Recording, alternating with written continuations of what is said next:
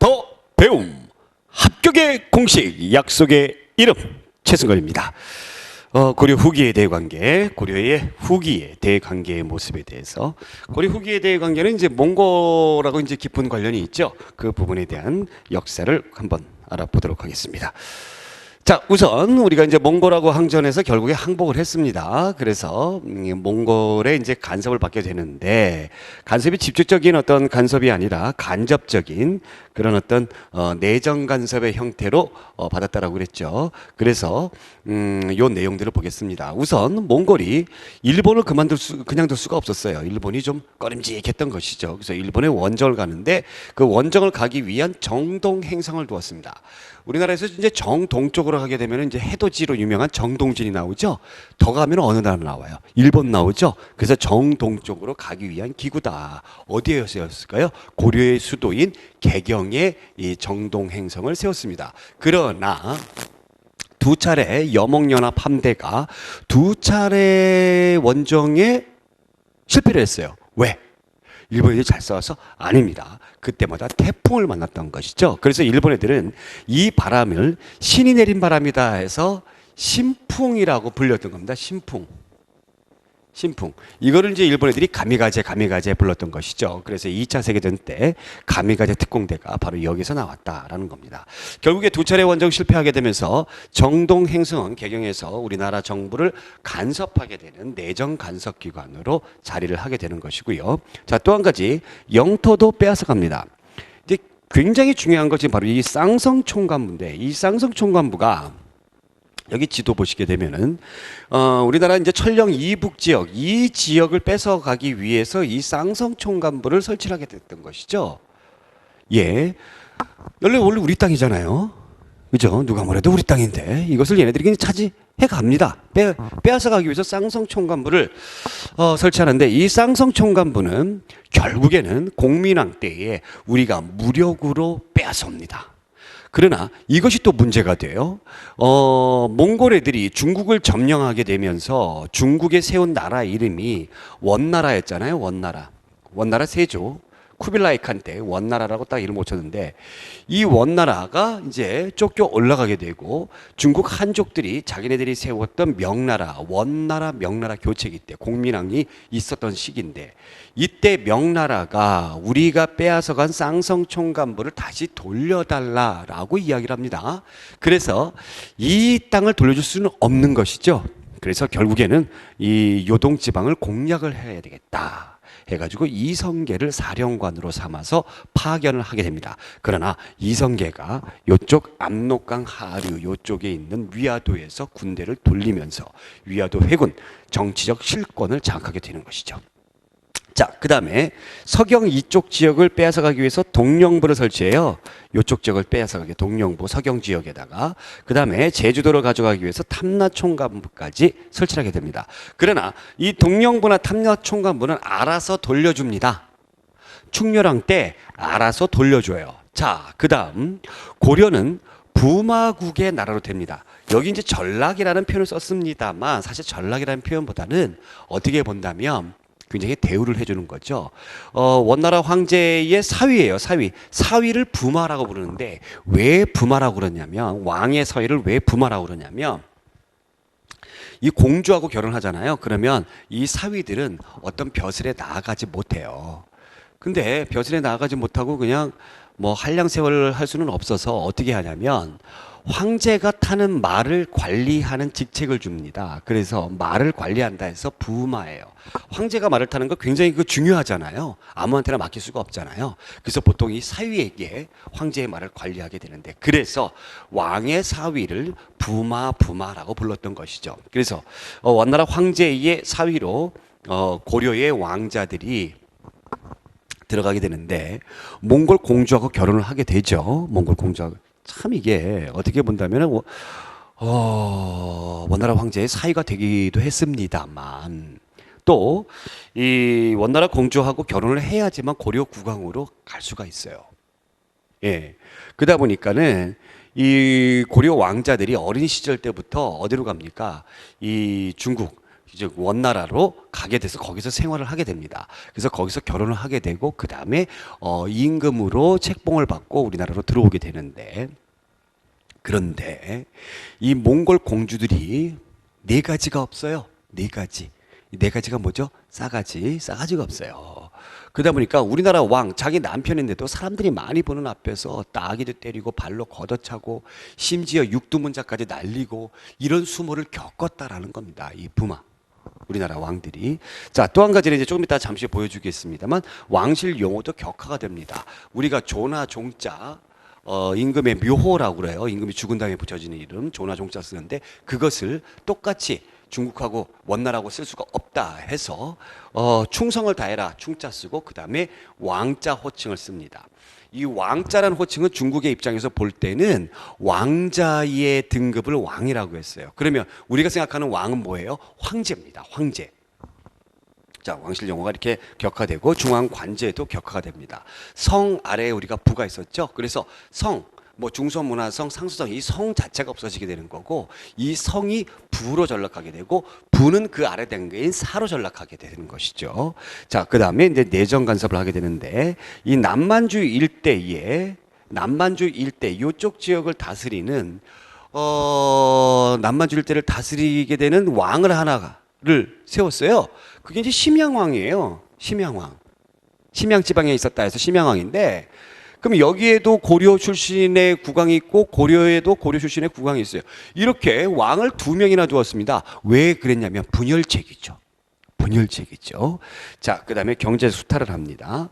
공녀라고 그러죠. 이 처녀들을 이렇게 데리고 갑니다. 그래서 경제 수탈을 해서 이 처녀들을 안 뺏기려고 우리 집안에 있는 딸들을 안 뺏기기 위해서 조혼 풍습이 나타나게 됐고요.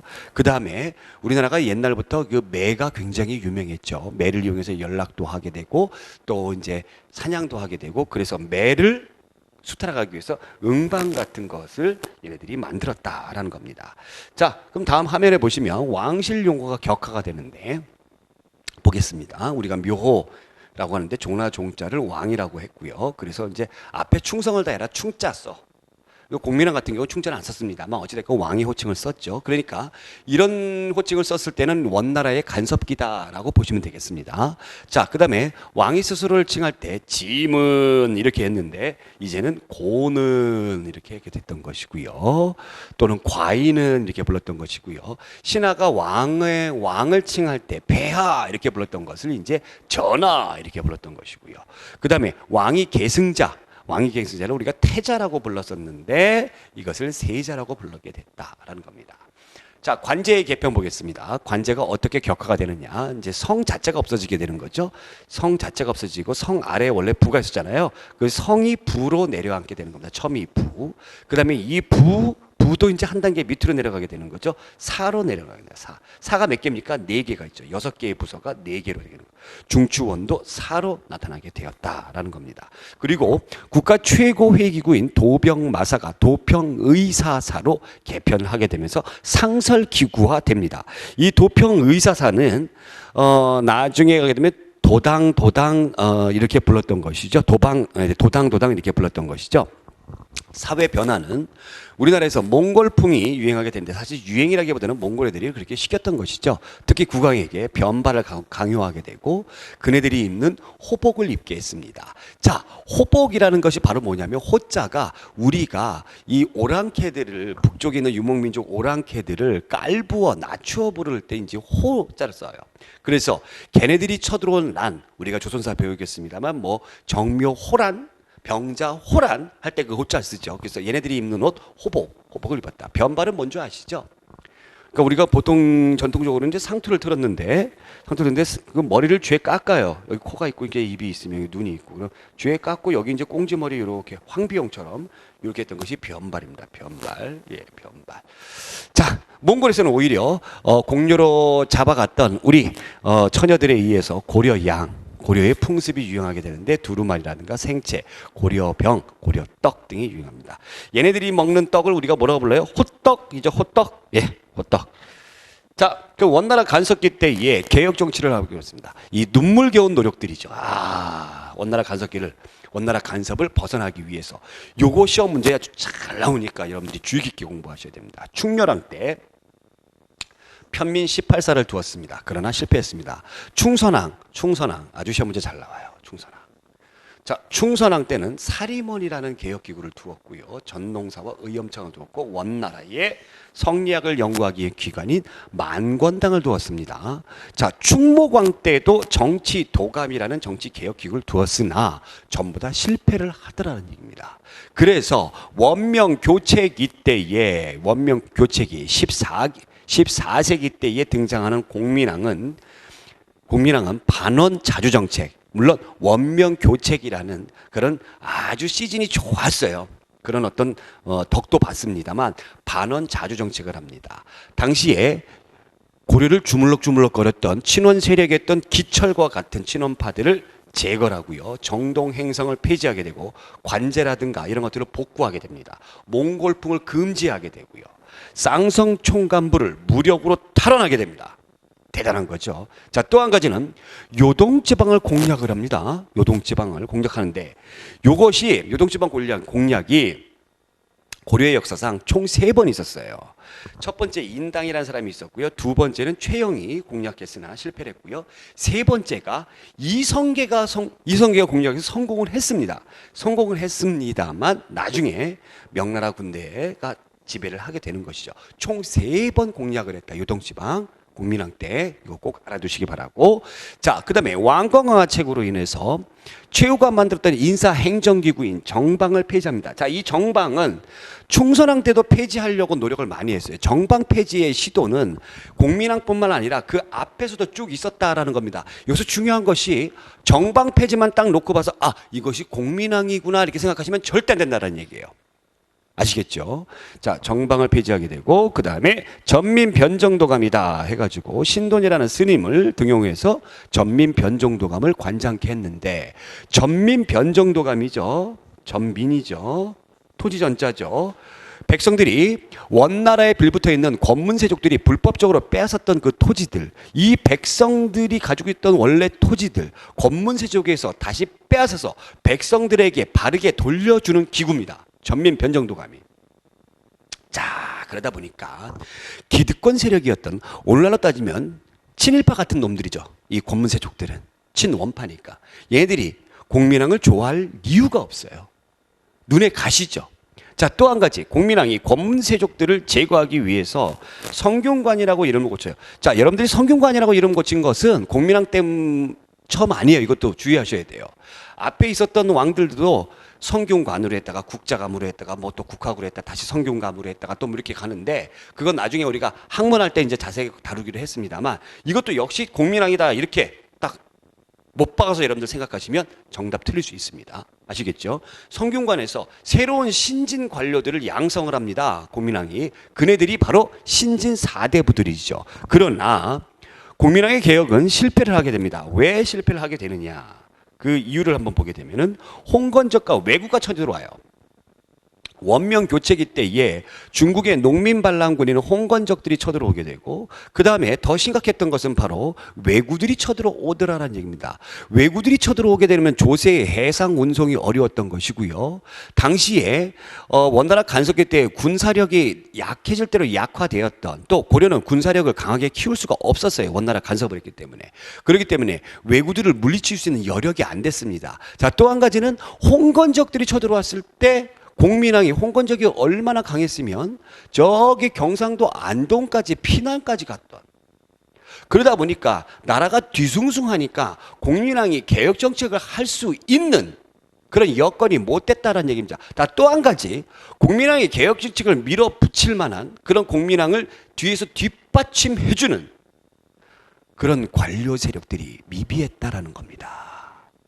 신진 4대부들의 세력이 아직까지는 크지 못했다라는 거죠. 권문 세력들이 아주 강하게 있었다라는 겁니다. 권문 세력들이 눈에 가시였던 공민왕을 제거하기 위해서 여러 번의 암살 시도를 합니다. 그러나 번번이 실패를 했죠. 왜? 그래도 공민왕이 개혁 정치를 할 수 있었던 것은 바로 누가 있었기 때문에 공민왕의 뒤에 노국대장공주라는 노국공주, 보통 줄여서 이제 노국공주라고 하는데 노국대장공주입니다. 노국공주라는 원나라 공주가 있었어요. 이 공주는 다른 공주들이랑 달라요. 다른 공주들은 아까도 제가 말씀드렸습니다. 네 가지가 없었다고 그랬죠. 이 공주는 아니에요. 자기 남편은 공민왕을 위해서 헌신의 노력을 다합니다. 공민왕의 목숨까지 구해줘요. 공민왕을 시해하려고 하는데 노국공주가 딱 맞고 나부터 죽여라. 그럼 네가 어떻게 될지. 그러니까 원나라 공주를 함부로 죽일 수가 없지 않습니까? 그렇죠? 자, 그러다 보니까 이 노국공주가 있었기 때문에 공민왕의 개혁 정책을 열심히 할 수 있었다라는 겁니다. 그런데 노국공주가 애를 낳다가 죽습니다. 그 이후에 공민왕도 그 슬픔에서 헤어나오질 못하는 것이죠. 결국에 권문세족에 의해서 공민왕도 10년 뒤에 시에 당해서 결국에는 공민왕의 개혁 정책은 실패로 끝난다라는 거였습니다. 안타깝죠? 자, 그러면 권문세족과 신진 4대부를 비교한 표를 잠깐 보겠습니다. 자, 권문세족들은 원나라에 빌붙어 있는 친원 세력들이죠. 친원파입니다. 얘들은 원래 역관 황관들이에요. 그래서 얘들이 이제 시간이 지나면서 음소로 진출하게 되고 도평의사사라는 국가 최고 회의기구 도평마사가 이름을 바꿨죠. 도당이라고 나름의 이름을 줄였다라고 제가 말씀드렸죠. 자, 그리고 대농장을 소유했고요. 불교를 얘네들의 어떤 사상적 기반을 하고 있습니다. 자, 새롭게 등장하는 신진사대부, 얘네들은 원래 지방에 있는 중소향이 출신입니다. 중앙에 어떠한 방법으로 진출할 수 있을까요? 과거를 통해서 진출할 수 있었던 것이죠. 친명 세력이고요. 중소지주고 그 다음에 얘네들이 공부했던 학문적 배경은 성리학이다라는 겁니다. 자, 그러면 고려의 지배층의 순서는 맨 처음에 문벌귀족이었고 그 다음에 무신이었고 그 다음에 권문세족이었고 그 다음에 신진4대부들이었죠. 자, 이렇게 해서 공민왕의 개혁 정책이 실패로 끝나게 되면서 고려의 기운은 점점 어떻게 됩니까? 밑으로 내려가게 되는 것이고요. 결국에는 새로운 세상을 꿈꾸는 신진 4대부와 그 다음에 홍건적과 왜구를 물리치면서 국민적인 영웅으로 국민적인 스타로 등장하게 되는 신흥 무인 세력들이 결탁을 해서 새로운 나라가 건설이 됩니다. 그 나라가 바로 조선이다라는 거였습니다. 자, 홍건적과 왜구 진입을 보겠습니다. 홍건적은 아까 제가 말씀드렸듯이 중국에서는 농민 반란군, 백령교도를 믿는 농민 반란군입니다. 이승경, 이방실 이런 사람들이 물리셨고요. 2차 침입 때는 공민왕이 안동까지 피난을 갔습니다. 자, 정세울, 이방실 옛날에 방실이라는 가수가 있었는데 최영, 이성계 등이 격퇴했고요. 외구 격퇴는 조은수성에 크게 타격을 주었죠. 최무선이라는 사람이 화통도감을 만들어서 여기에서 화약을 제조하게 되는데 이 화약은 원래 중국의 발명품이잖아요. 근데 이 화약 제조 기술을 중국 애들이 우리에 안 알려주는 것이죠. 그래서 최무선이 만들었던 이 화약은 세계에서 두 번째의 우리나라의 발명품입니다. 그래서 이것을 배에 실어가지고 외선들을 물리칠 수가 있었다. 더 나아가서 박유가 스시마 섬을 정벌하게 되었다라는 겁니다. 자, 여기서 홍건적의 침입과 왜구의 침입의 공통점으로 등장하는 사람이 누구냐면은 최영과 이성계예요. 최영과 이성계. 이거 잘 알아두시기 바랍니다. 자, 이렇게 해서 홍건적과 왜구 침입까지 공부를 했고요. 여러분들 여기 이제 지도가 나오게 되는데 특히 시험 문제 아주 잘 나오는 것이 이제 최무선의 진포대첩, 그 다음에 여기 전라도 지방에서 쌓았던 이성계의 황산대첩까지 여러분들이 기억해 두시기 바랍니다. 자, 이렇게 해서 홍건적과 왜구의 진입, 고려 후기의 대관계의 모습까지 알아봤고요. 자, 다음 시간에는 조선의 역사를 우리가 또 알아보도록 하겠습니다. 오늘 여기까지. 고맙습니다.